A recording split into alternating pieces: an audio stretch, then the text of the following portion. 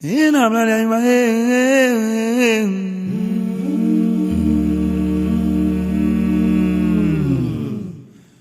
Odea my head, manche mamimba. Ingani awola woboshe, womboe, womboshe.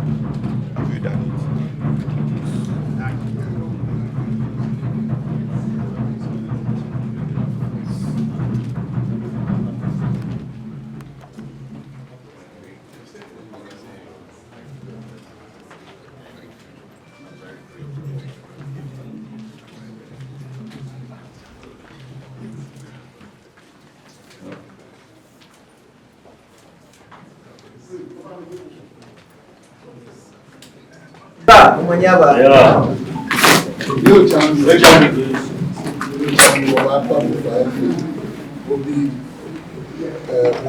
Former president will be here.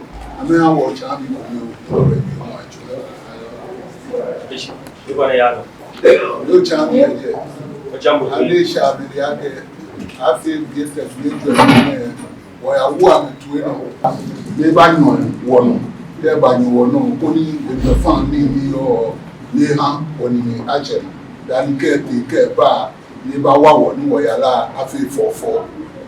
She knew what one pallet. It would be up. Okay, I'm a baba. I'm a happy. She had been about traveling to me. I want messages. You okay?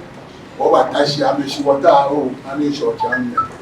Honorable Channel, upon His Royal Majesty, he take the opportunity of that much, and the President of the Treasury Council, who pardon called Niji Navilo, Council, the money we get. He war the more once a walker who are near Yakaba. His Royal Majesty, Apalomba, we would walk pan and no vacation. Womba. Near the Omani, on Bany Domani, on Bamadeku, Okajomon, the share. They were Pashiam. Lelen, which I mean, Alicia will need the Akelelen. Be take a bit as a new name if I can nearby or Pano, Nicolai, Snapu, Nicolai Sheku, Nicamaneco. Akesi wonje wo mami wona kanswa wono fia no ekakoku na no etile ache ba ekunise iba beli kusun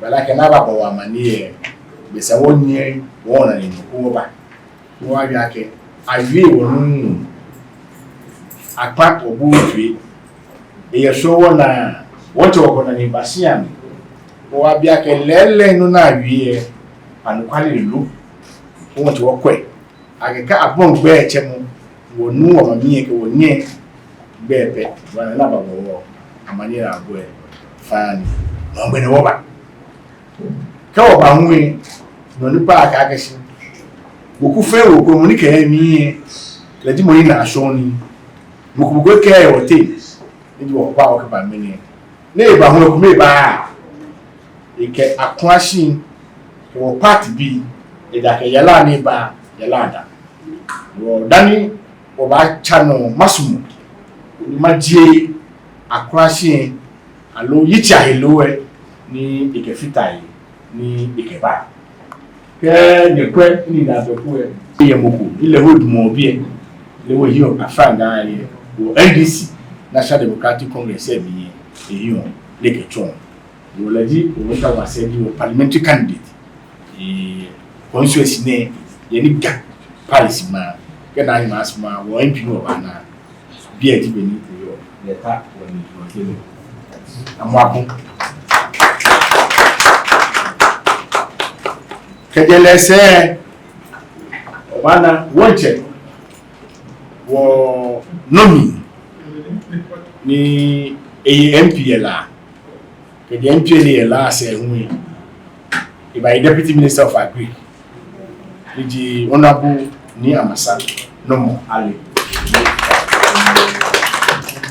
Kacha no, or papa nearby, would you have been fin, I call ya, this would no, na blow food.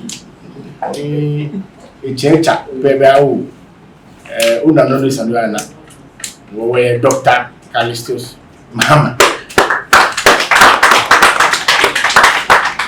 Care of a family, your president, a papa, me, a former deputy minister, me, actually, Honorable Dress Bawa. The care, dear name, young wing, or NDC, party in your beer, or party in your beer, ni money to mona, your conscious name, the conscious chairman. In the money, AGH. Actually, a lot you see. for a large market. The care of Baconta to Ramase. Chairman Dan, still a minister Dan, local government. A Richmond Hale, chief of staff. Mofiomo Yo, former Selecon. When if I were Papa, a guy named Mammy, I told the Honorable Julius Debra. When this be a name way, constitution executive fame, I'm a care one name, Uban for a man will done. No, two better no, I'm a camera at the Papa Nibu, some Banama Quay, no amount of time, me up here. Ochami, uning ke you kasi ake 5 bu kanto. Wo mi etulo ji nka bu fe etulo ji wo. Wo maji moni wo ni ese ke ba. Moni wo to yakasi ke biase ke na masmu. Wo la ke ai mahubu. La kuna ni ke agbena mubu. Manye na Manye agbena mubu. Ni nation no voice one. Like 2025 bomba. Wasa obabie ku 1 year anniversary, 2 years anniversary wona yala wa feel ke minjire. Ni bana. Uchame dan maji opaiton atobi ni ashi. Olemimu gakuba ne no fe inisie. Bidi mo ni nyehi. His Excellency John Dramani Mahama, the former president. Living a get out of with a mature income, in the Uber, income is Jack Uber. Weber. A new income is Calaban, income in jacket, Uber, nobody president. It's sure no. Go ahead, be a biane. Uber. When I bring Babo Manye, go Manye, come away. When you go to fairness and atu ebi ye yala ne wo yala nje yero ni bo wono ni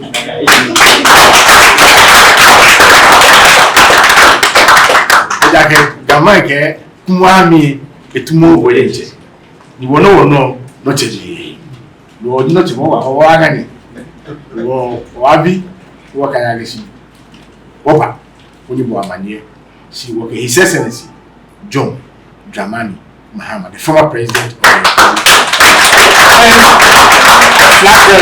of the NDC and the incoming president.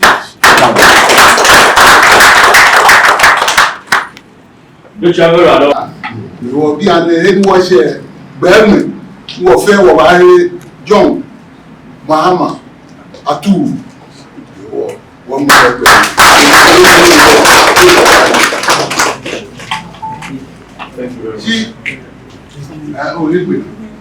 Your Royal Majesty, President of the Ghana Traditional Council, I want to give you my warmest greetings and to also congratulate you since this is the first time we're meeting formally.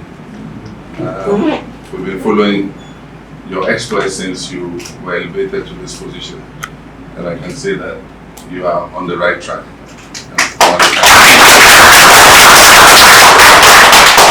We are here today for a simple mission.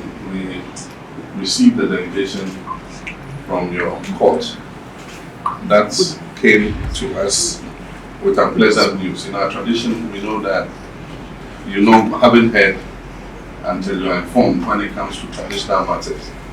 And so, unfortunately, the news was not pleasant. It confirmed that our Queen Mother, celebrated, who has lived a very full life and is well respected, and passed to the heavens beyond. And as a result of that, it was necessary for us to come and pay our condolences and to do what is traditional. The delegation informed us about the funeral arrangements sometime in October, but it was decided that we should come and fill the book of condolence and also make a little presentation, because we know that visitors will be coming from now till October to pay their condolences. But I think that will be handled by the chairman after I have finished speaking. I did not interact with her personally, but from the stories I've heard about her, she's a person who was very well respected, a unifier. She brought people together.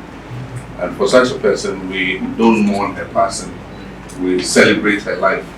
And so I believe that this funeral is a celebration of the life that she lived, and to make sure that her legacy stays beyond her and that we all learn from what she has been. Ghana today needs attributes of a person like her, because our nation is a nation that is very divided, and we need unity to bring all of us together to work towards the same objective of making our country a better place. And so we're here to extend our condolences to the Ghana state and to sympathize with you and solidarize upon the passing of the Queen Mother, and to hope that others who follow in her footsteps will continue the good work that she was doing. And so thank you very much for the warm welcome. I'm happy to be here. I've been to this palace for a very long time, and I'm happy that today we can come here and pay our respects to the Ghana state. Thank you very much.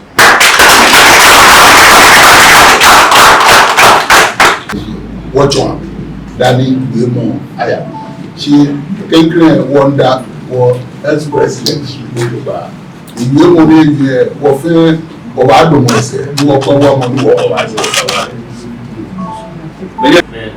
Ken claim imagine she can go funeral committee, the central committee.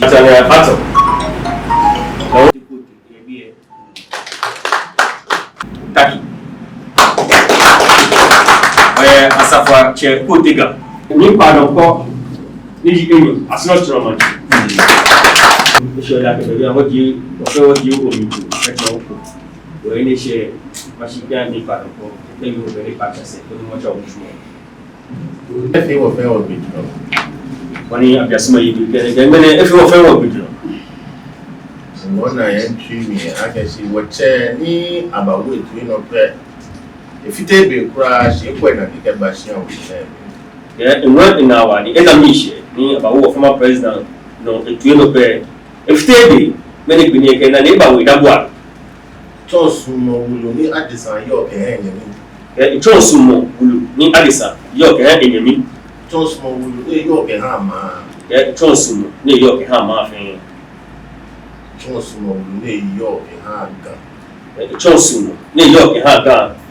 Tosumo will York and Haga down the Shows sumo ni York and Haga down the fan. $1 shing. Jasuma, yeah, $8. What you fan? Only what you fan. No one talk okay. You can't add rule. Yeah, no, they can't care what you can't add robo. No, ba. You are back. Ukwenda. Kwega. Kwega. Wayifa. Ya wayifa. Si wana bwamo wa. Ya wana bwamo wa. Yuna ni ene kwete ne. Ya wanyawe ngene bine ishi dunwe. Ingani. Ya ebogo ikalo. Ni ba hishi fefo. Ya ba hishi fefo. Si game. Game.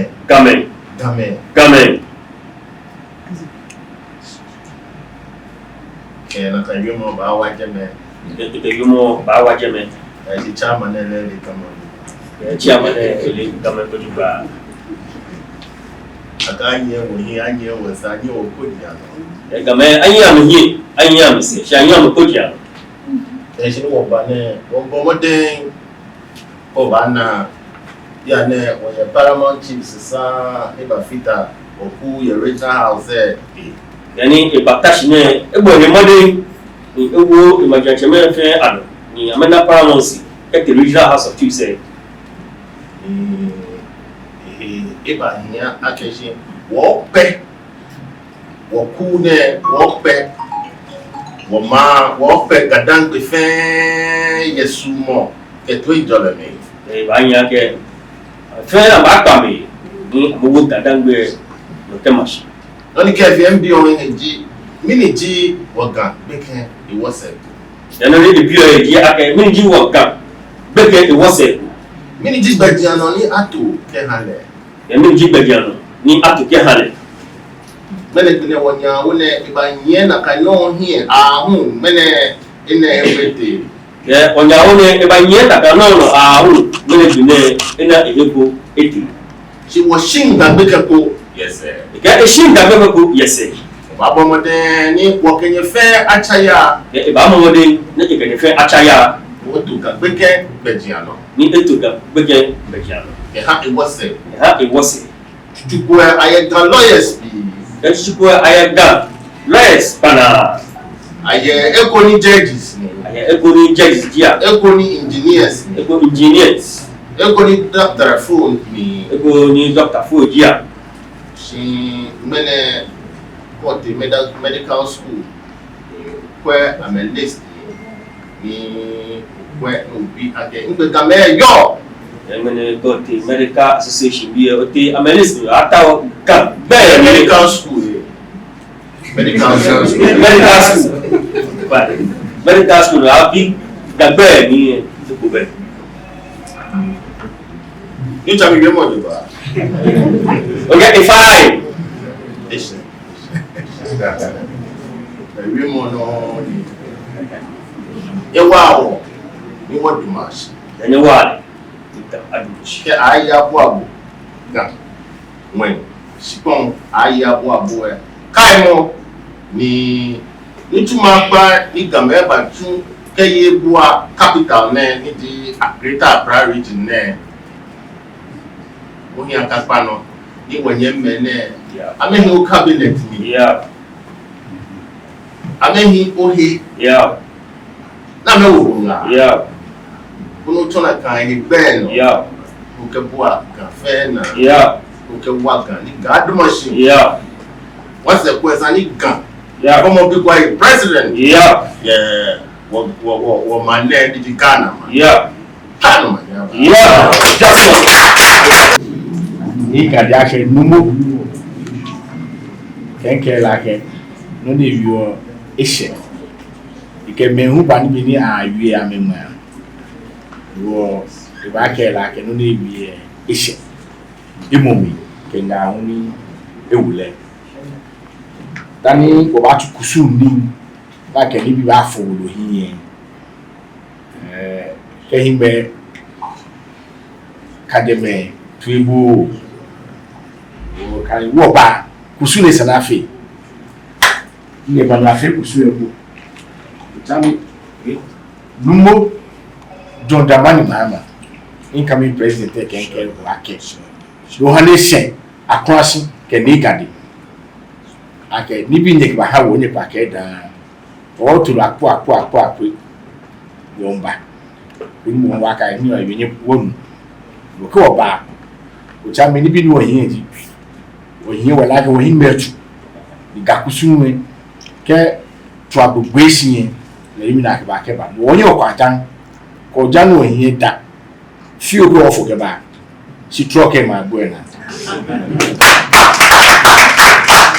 oni ke bi ese mo fi am na ku de ke fu ko agbebo jole kusun gbo oyin wo snap bo funu de na fi e bi e odo age wo patronage what is made in Ghana si kusun ele wonye wo fi na ka wo e bo fudan ade ka komi dan wo ye ilo tako enege tako ke tako ya ko special group ni nanga Dramani Mahama ese ka je na bawo funi film ni ba ka si ke wo se we no ni wie ake wo se ke ake aba bi ene gallery na akwe abana ke na envelope ni wo papa ke ba ni ba ka si mo bi un pa ka se ni wo ke tako agbo tako lona kanu ene de ene pe tuaka ya lebio swanu ogbeke wo yala ene ke wo yala ni kenu mo base hu je na yo keke kenu mo base hu ni baka wo kenu mo base ni itofa le wo fon no wa ko wa blami wo chambi mo yin ni do mama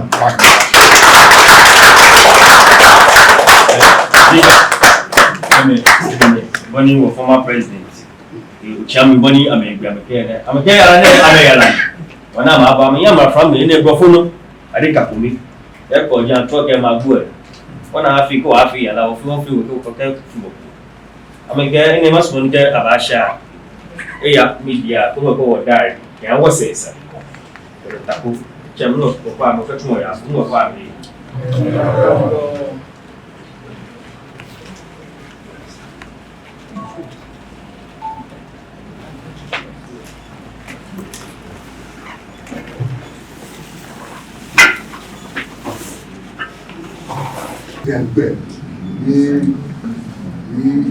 Então, ele se prefere manter. Ficará a criança com o fogo.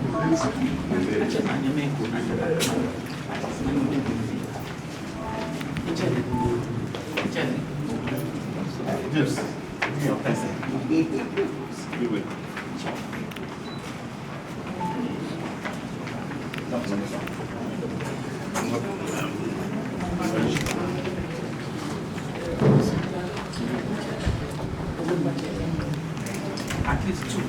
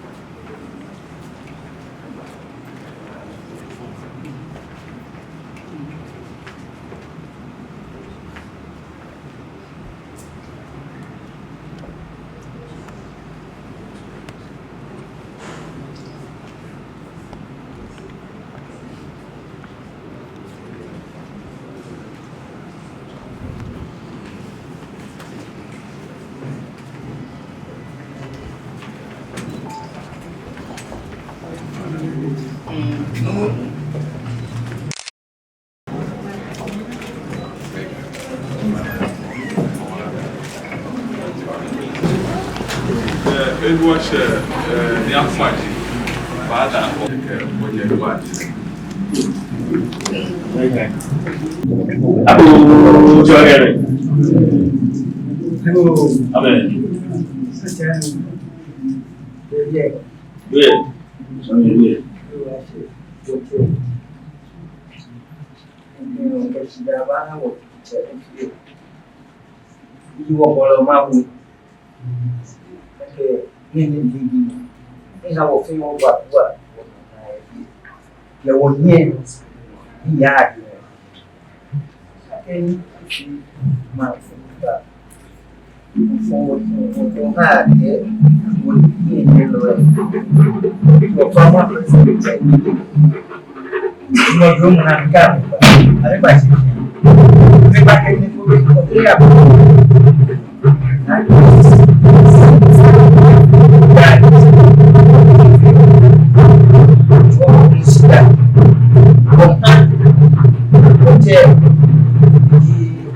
President, que certifique y efectúe.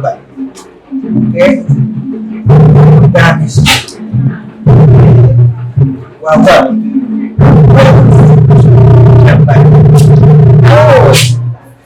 No feno na fio amekewo. Oh, basta o pai me que na mapa na yabwa. No feno na milho na mkewa na mketi. No, okay, I say, what can you tell you? I mean, all on the platform. I mean, right, go. You can, when you go Paramount Chief, I go like, do I can make some money?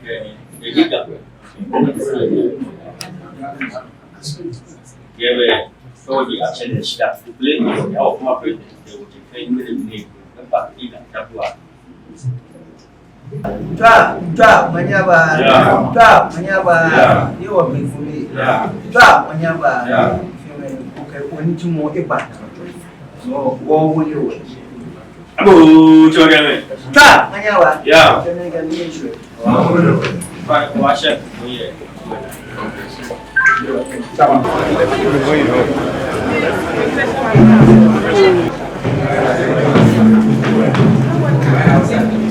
No,